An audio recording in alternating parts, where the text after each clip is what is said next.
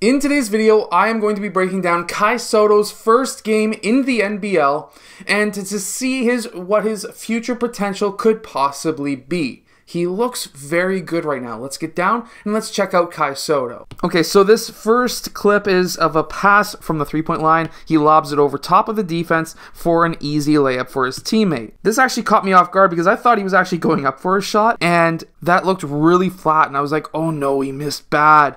But in reality, it was a perfect pass. That just really caught me off guard. I was surprised he just didn't shoot that three, but again, he's a pass-first player, it seems like, and we'll probably see more of this even more throughout the season. In this next clip, he has a huge mismatch. Of course, this player is going to be much faster than him, but it doesn't necessarily matter for Kai Sotto. The one thing that could get him in trouble with a move like this when it comes to him getting into the NBA is as soon as you start running with the player, if that player's smart enough or quick enough to be able to see that, as soon as you turn your shoulders to do that quick running step, this player could have taken a quick snatch back or a quick crossover back. Kai Sotto would have been gone, and it would have been a wide open mid-range shot. However, this player didn't notice that, and Kai Sotto was able to stay with him and, of course, block his shot. Normally, what you would want to see is with this one running step, after that one running step, for you to keep your shoulders and your hips with the player who you're defending,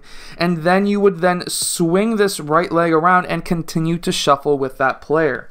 However, this player was quite a bit quicker than Kai Sotto, and Kai Sotto was still able to block a shot. Now, believe it or not, Kai Sotto is actually a three-point threat. Even though he's a 7-footer, he can still shoot that shot, which means that when he takes these shot fakes, the good shot fakes, like these, what we see, where he looks at the rim, brings the ball up to his set point, like if he's about to shoot that shot, gets the defense up, straight up, either into the air or straight up where it's easy to drive past them. And that's what he's able to do here, and he was able to finish with a massive dunk. So for those players out there looking to have a good shot fake, make sure you look at the rim, and when you drop this foot to explode off, using that as essentially that push-off foot, you don't want to bring that foot back before you go for the shot fake. A lot of players will, and what happens is these defenders will still jump for the shot fake, but any good defender will notice, hey, that foot goes back. I'm not going to jump for that. He's going to drive, and you would normally want to cut off that side.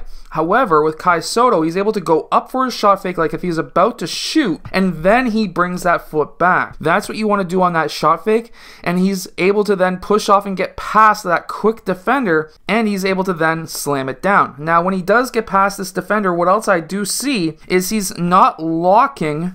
We can kind of zoom in here. However, he's not locking that shoulder. He's allowing that defender to keep his arm in front of Kai Sotto.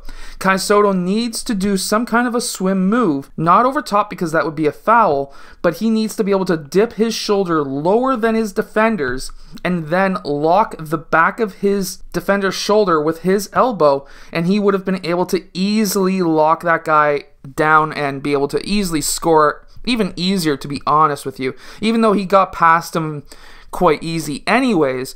In the NBA, that's not going to be as easy for him. So when he gets to the NBA, he really needs to learn how to lock that shoulder, lock that elbow, so that he can get that advantage.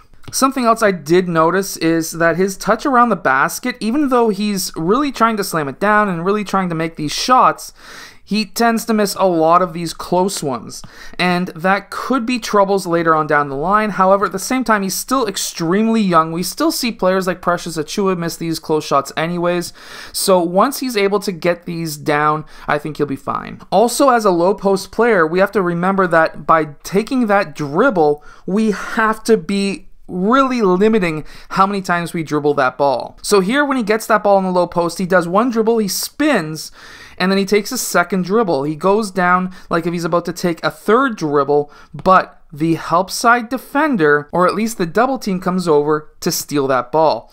And this is actually very, very common for low post players who are younger, and this is very common for defenses who are smart. So when you do this quick jab and then you spin move around, you have to make sure that at this point you're picking up the ball.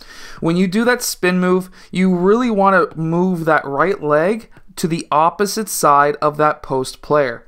If you don't, and you go down for another dribble, most of the time a smart defender is going to come and strip you. You only want to take 1, 2, and no more than 3 dribbles in the low post, and most of the time that third dribble is going to be picked off anyways.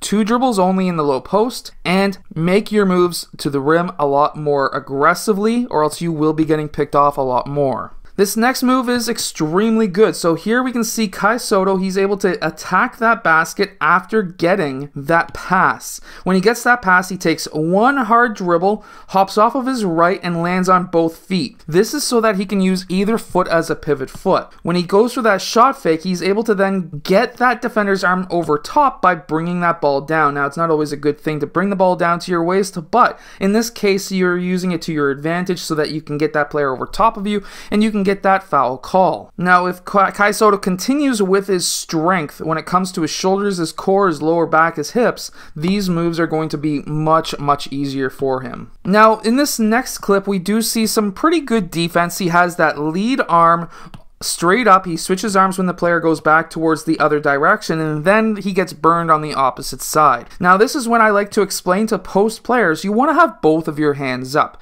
If he kept both of his hands up into the air, this up and under style move that we see with this offensive player, Kai Sotto still would have had his right arm up if this was the case, and he would have been able to potentially at least make that shot even harder, if not block it. Now we see this once again around the low post. We do see a nice, okay spin move anyways, but when he gets to the rim, look at how many tries he has to get this in. Now I am 100% against the mic and drill, but guess what? In this case, if you're getting a post player who's missing this much around the rim, definitely the mic and drill, maybe stick a defender on him when he's doing the mic and drill, and at that point, he's going to be able to make these shots maybe within a couple of weeks, and I would assume that they're going to be doing stuff like that with him anyways, especially after this happening twice in the same game. However, we do see him still able to finish around the rim. Not saying that he's terrible finishing around the rim. Here we see that there's a pin down screen for him. He's able to curl in off of that pin down,